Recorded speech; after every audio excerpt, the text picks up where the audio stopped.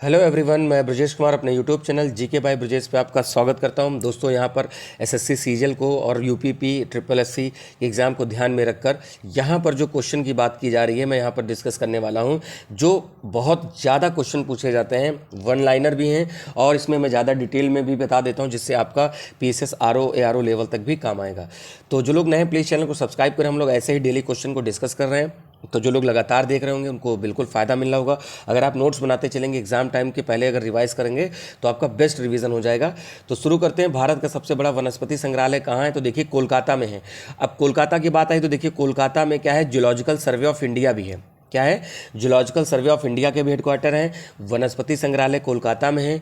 ठीक है, तो वहाँ पे देखिएगा कि वहाँ पर कोलकाता में आपको ईडन गार्डन भी मिलेगा। कोलकाता हुगली नदी के किनारे है और इसको जॉब चारनॉक ने बसाया था। क्या है? जॉब चारनॉक ने। हुगली गंगा की डिस्ट्रीब्यूटरी यानी मेन नदी से, गंगा से अलग निकलती है हुगली। तो देखिए एक ही क्वेश्चन से कितनी बातें आपने जानी। अगर पेशेंस रख के आप पूरा वीडियो देखते हैं दोस्तों तो मैं कितनी सारी बातें बता दूंगा जिससे कि चीज़ें रिवाइज हो जाएंगी। ठीक है, तो यही है कि बट आप थोड़ा सा सपोर्ट करें और दोस्तों में शेयर करें, क्योंकि मेरा प्रयास है कि आपको कम क्वेश्चंस में ज़्यादा सिखाऊं।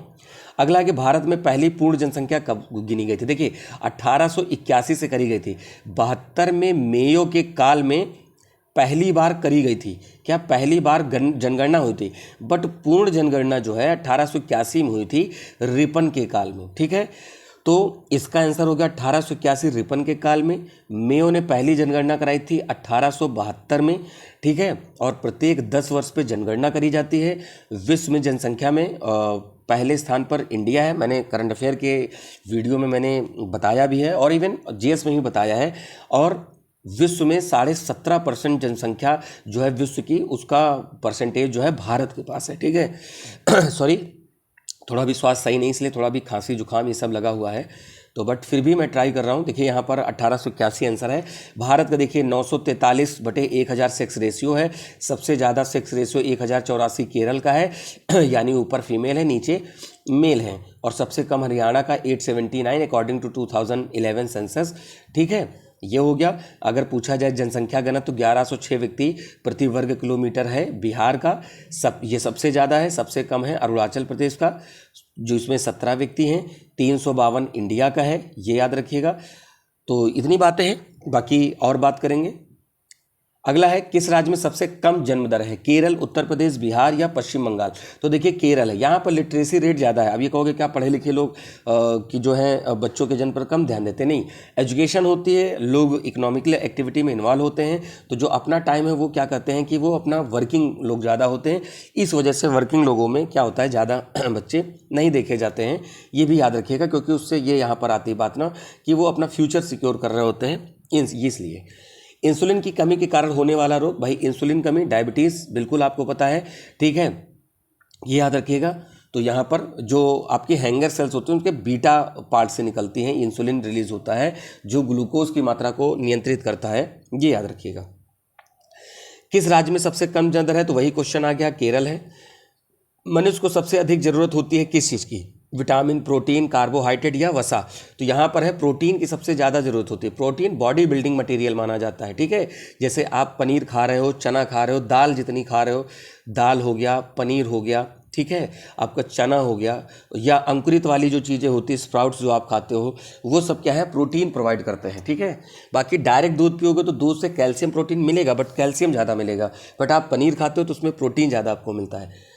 एनसीपीसीआर निम्नलिखित में से किस राज्य में अभ्रक खदानों में बाल श्रम मुक्त घोषित किया गया है? छत्तीसगढ़, पश्चिम बंगाल, उड़ीसा या झारखंड? तो यहाँ पर देखिए झारखंड में क्या किया है कि एनसीपीसीआर ने कहा है कि भैया ऐसा है, बच्चों को नहीं लगाएंगे माइनिंग करने में, क्योंकि इससे क्या होता है, बच्चों की जान चली जाती है, बच्चे सांस लेने में दिक्कत होती है, आगे चलकर उनको बीमारी हो जाती है। और वैसे भी भारत में बलात् श्रम पे, फोर्स लेबर पर रोक है। आर्टिकल 23-24 पढ़ेंगे तो उसमें 14 साल से कम बच्चों के लिए भी प्रोविज़न है और प्लस इनफोर्स लेबर भी का प्रोविज़न है, वहाँ पर आप नहीं करवा सकते हैं किसी बच्चे से। भारतीय संविधान में न्यायपालिका की स्वतंत्रता कहाँ से ली गई है? ब्रिटेन, अमेरिका, दक्षिण अफ्रीका या ऑस्ट्रेलिया? तो ये लिया गया है भाई ब्रिटेन से लिया गया है, ये पॉइंट याद रखिएगा। यहाँ पर न्यायपालिका की स्वतंत्रता ब्रिटेन से लिया गया है। ठीक है, ऑस्ट्रेलिया से देखिए समवर्ती सूची ली गई है, ये भी याद रखिएगा। क्लियर? बाकी तो पार्लियामेंट्री सिस्टम, सिंगल सिटीजनशिप सब ब्रिटेन से है। और यहाँ पर याद रखिएगा फंडामेंटल राइट हमने अमेरिका से ले रखा है। और जो आपातकालीन संबंधी हैं जर्मनी से ले रखी गई हैं। तो इस तरह से कुछ चीज़ें हैं जो अलग अलग देशों से मिले, इसको मैं पॉलिटी सेगमेंट में मैंने डिस्कस किया है। जेजा भुक्ति किसका प्राचीन नाम है? बुंदेलखंड, उज्जैन, बनारस या असम? तो जेजा भुक्ति बुंदेलखंड। बुंदेलखंड आप कहोगे सर कहाँ पे? यूपी एमपी का जो बॉर्डर है, चित्रकूट, महोबा, बांदा, ये जब है ना झांसी, ललितपुर, ये सब क्या आता है? बुंदेलखंड में आता है। आपने बुंदेलखंड यूनिवर्सिटी का भी चेक किया होगा, तो वही एरिया है, ठीक है, ये याद रखिएगा। अगला है मूंग के जन्मदाता किसे मानते हैं? तो भारत, अफ्रीका, चाइना, क्या है, दक्षिण पूर्व यूरोप। तो यहाँ पर भारत है मूंग का यहाँ पर उत्पादक। खीरे में कड़वाहट किसके कारण होती है? देखिए ये जो क्वेश्चन है बहुत पूछा जाता है पीसीएस आरओ में, बाकी और भी एग्जाम्स में पूछा जाता है। तो कुकरबिटेसिन, सेलोनिन, कैप्सेसिन, आइसोसाइनेट। तो यहाँ पर क्या है? कुकरबिटेसिन जो है यहाँ पर, जिसके में खीरे में कड़वाहट होती है। आपने देखा होगा खीरे में एक तरफ क्या होता है कि बहुत ज़्यादा ग्रीन होता है, जब आप उसको उस पर घिस देते हो तो सारी कड़वाहट बाहर आ जाती है, ठीक है। तो वो कैपिलरीज होती है जिसके कारण आप वहाँ घिसते हो, कमी होती है तो दूसरी तरफ का पानी खींच के चलाता है, उसके साथ कड़वाहट भी बाहर आ जाती है। अगला प्रश्न है दमयंती जोशी किस शास्त्रीय नृत्य से संबंधित है? कथक, कथकली, ओडिसी, भारत नृत्य। देखिए ये सब क्या है दोस्तों? ये सब जो है ये आपके 8 शास्त्रीय नृत्य हैं, जिसमें कथक है यूपी का, कथकली है केरल का, ओडिसी है उड़ीसा का, भरतनाट्यम है तमिलनाडु का, मोहिनी अट्टम केरल का हो गया, आपका मणिपुरी मणिपुर का, असम का सत्रिया हो गया, आंध्र प्रदेश का कुचिपुड़ी हो गया। तो ये टोटल 8 क्लासिकल डांस हैं, आप याद कर लीजिए। दमयंती जोशी कथक की हैं, ठीक है, ये याद रखिएगा। जैसे बिरजू महाराज कथक के थे। अभी जैसे आप हेमा मालिनी का नाम सुनते होंगे, मोहिनीअट्टम, भारतनाट्यम उसकी डांसर मानी जाती हैं। कुचिपुड़ी और भारतनाट्यम के लिए सोनल मानसिंह का नाम बहुत आता है, तो ये भी नाम याद रखिएगा। ये एसएससी के बहुत पेट क्वेश्चन है, बहुत पूछा जाता है। तो देखिए अभी मैंने यहाँ पर बिरजू महाराज जी का नाम लिया कथक के लिए। बिरजू महाराज, सितारा देवी, शोभना नारायण, कुमुदनी लखिया, माया राव, लक्षू महाराज और यहाँ पर दमयंती जोशी। तो ये नाम है, याद कर लीजिए। हम्पी उत्सव किस राज्य में मनाया जाता है? उड़ीसा, कर्नाटक, मणिपुर या बिहार? तो हम्पी यहाँ पर कर्नाटक में है, ये चीज़ याद रखिएगा, कर्नाटक हो गया। तो कर्नाटक के प्रसिद्ध महोत्सव क्या है? उगादी, करगा, कंबाला, हम्पी और पडक्कल नृत्य महोत्सव। तो ये याद रखिए क्योंकि एसएससी वगैरह के बहुत पेट क्वेश्चन है, इसलिए मैंने इनको यहाँ पर इंक्लूड किया है। क्योंकि यहाँ पर टारगेट एसएससी तो सीजीएल है ही है, और साथ में जो एग्जाम है, क्योंकि जीएस देखिए हर जगह काम आएगी और लेवल भी रहता है। किसमें विटामिन ए बहुत मात्रा में पाया जाता है? गाजर में, दाल में, चावल में, गेहूं में। देखिए भाई गाजर में विटामिन ए पाया जाता है, ठीक है, मिलता है चावल ए में, बट यहाँ पूछा गया किस मात्रा में, मतलब कहाँ ज़्यादा मिलता है, तो वो गाजर आंसर हो जाएगा। कैरेट।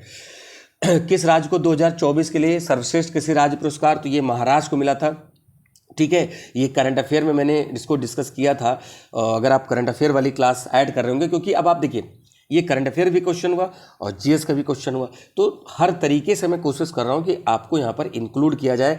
और अगर लगातार आप यहाँ तक वीडियो देखे होंगे तो आप समझ पाएंगे कि हाँ सर ने दोनों चीज़ें बता रखी हैं, ठीक है।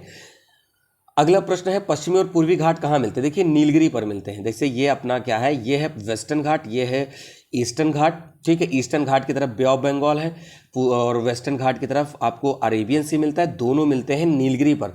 नीलगिरी पर्वत जो है इसको ब्लू माउंटेन्स भी कहते हैं। केरल, तमिलनाडु, कर्नाटक 3 राज्यों में फैले हैं, ये याद रखिएगा, ठीक है। अन्नामलाई की पहाड़ियों पर एक चोटी पड़ती है अनाईमुडी साउथ इंडिया की हाईएस्ट पीक है। और नीलगिरी पे है दोदा बेटा। क्या है? दोदा बेटा, बहुत पूछा जाता है। दोदा बेटा नीलगिरी की हाईएस्ट पीक है, बट पेनिनसुलर इंडिया या साउथ इंडिया की सेकंड है। अन्नामलाई पर स्थित अनाईमुडी सबसे हाईएस्ट पीक है साउथ इंडिया की। तो उम्मीद है पॉइंट समझ में आ गए होंगे। ये दोनों वेस्टर्न घाट में ही पड़ते हैं। राष्ट्रीय समुद्र विज्ञान कहाँ है? जलाहली, धनबाद, पुणे या पणजी? तो यहाँ पर है पणजी, गोवा की बात हो रही है। अगला है फ्रांसिस बर्नियर किसके शासनकाल में आया था? देखिए यात्री बहुत पूछे जाते हैं, तो हुमायूं, औरंगजेब, शाहजहां या शेरशाह सूरी? तो फ्रांसिस बर्नियर जो है ये शाहजहां के काल में आया था, ठीक है। तो यहाँ पर याद रखिएगा ऑप्शन सी हो जाएगा। वृद्धेश्वर मंदिर कहाँ पर है? बिहार, महाराष्ट्र, हरियाणा, तमिलनाडु? तो वृद्धेश्वर मंदिर है जो तमिलनाडु में मिलेगा आपको देखना। देखिए साउथ में टेम्पल बहुत हैं, टेम्पल का लेकर कल्चर वहाँ पर बहुत अलग लेवल का है। हालांकि नॉर्थ में भी आप देखने को मिलते हैं। अभी तो मान लीजिए जो अयोध्या में राम मंदिर प्राण प्रतिष्ठा हुआ 22 जनवरी को, ये तो फेमस है ही। अब उधर उत्तर में, मतलब उत्तर का मतलब है कि उत्तरी भारत में ही आप अगर जाएंगे तो ईस्ट साइड में उड़ीसा में पुरी है, आप जाते हैं वैष्णो देवी जाते हैं, आप इसमें जाते हैं, राजस्थान में जाते हैं तो बहुत सारे टेम्पल मिलते हैं, ठीक है, बालाजी हैं, तो वहाँ पर देखिए मेहंदीपुर बालाजी वाले की बात कर रहा हूँ, ठीक है, साउथ वाले नहीं। तो मतलब इस तरह से नॉर्थ में भी मंदिर आपको देखने को मिल जाते हैं। बनारस तो फेमस ही है भाई। बनारस क्या है कि भाई यूपी की कल्चरल कैपिटल है।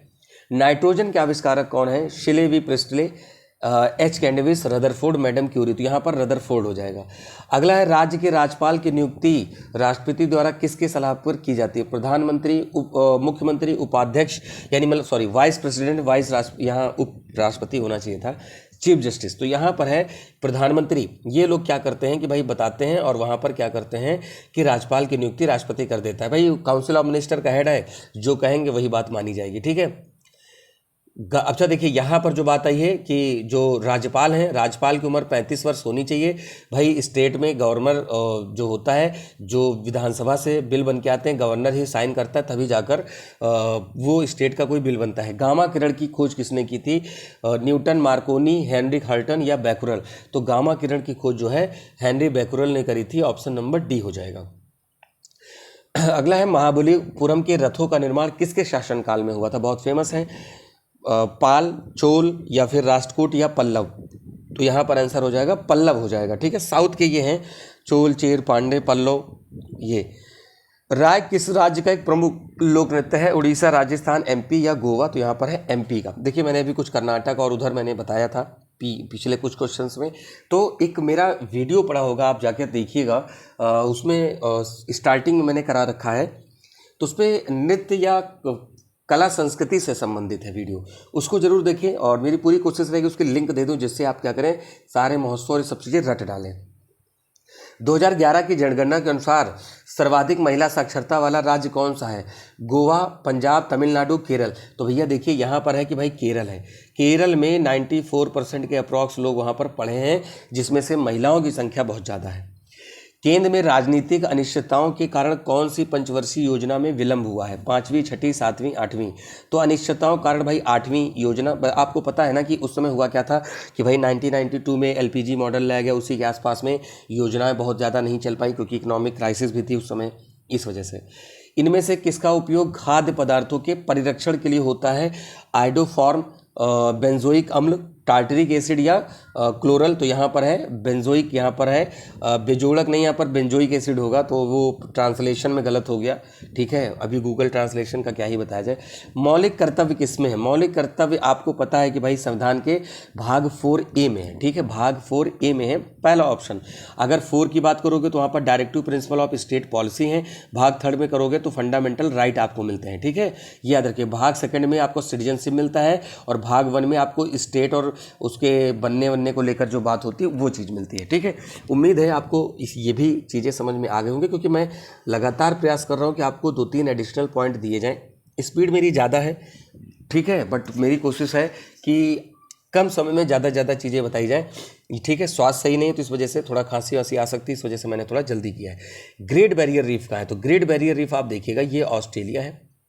ऑस्ट्रेलिया की इधर साइड में विश्व की सबसे लंबी ग्रेट बैरियर रीफ है। एक्चुअली ये कोरल्स है ना, कोरल।